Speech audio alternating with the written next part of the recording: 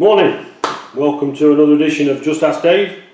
Today we're going to show you how to fit a twist on F connector to cable.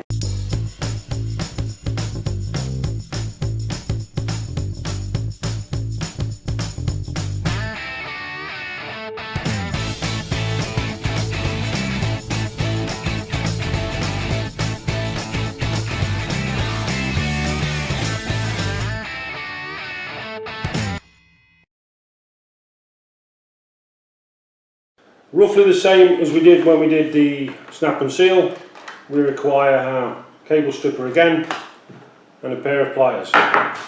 So we get this cable stripper, grab us cable, put it in the end of the cable stripper like that, same again, spin it around a couple of times, ease it off. As you can see now we're left with the copper core cable hanging out, bit of foil, bit of plastic.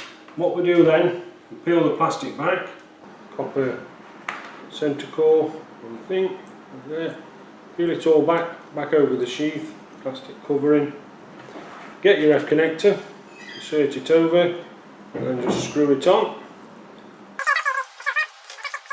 That gives you the full connection. As you can see, it's all tight on, and then just clip the end off. That flew off somewhere.